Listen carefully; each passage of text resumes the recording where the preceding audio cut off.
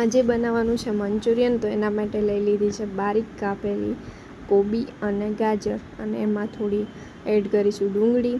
હવે આને સારી રીતે મિક્સ કરી લઈશું. પછી એમાં નાખીશું લાલ મરચું પાવડર, સ્વાદ અનુસાર નમક અને જીરું. હવે આને સારી રીતે મિક્સ કરી લીધા પછી નાખીશું કોર્નફ્લાવર નાખી અને સરસ મિક્સ કરી લઈશું, જેથી તેના સરસ બોલ બની શકે એટલો કોર્નફ્લાવર નાખીશું. હવે આ સરસ બોલ આપણા બની ગયા છે.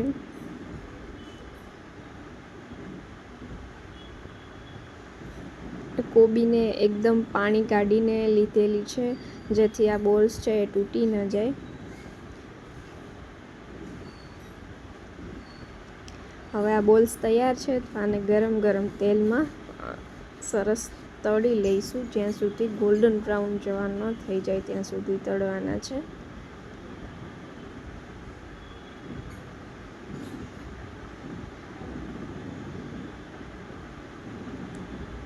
આપણા બોલ સરસ તળાઈ ગયા છે અને કલર પણ એકદમ ગોલ્ડન બ્રાઉન થઈ ગયો છે. તો હવે આપણે આને વઘાર નાખી દઈશું, જેમાં તેલમાં એડ કરેલ છે શિમલા મિર્ચ, ડુંગળી અને એક મરચું એડ કરેલું છે. પછી એમાં બેઝિક મસાલા નાખી દઈશું. પછી એને સરસ મિક્સ કરી અને નાખી દઈશું એમાં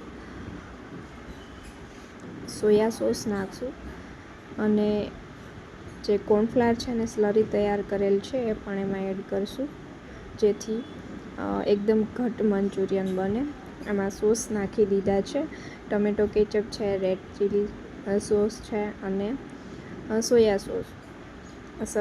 સરસ રીતે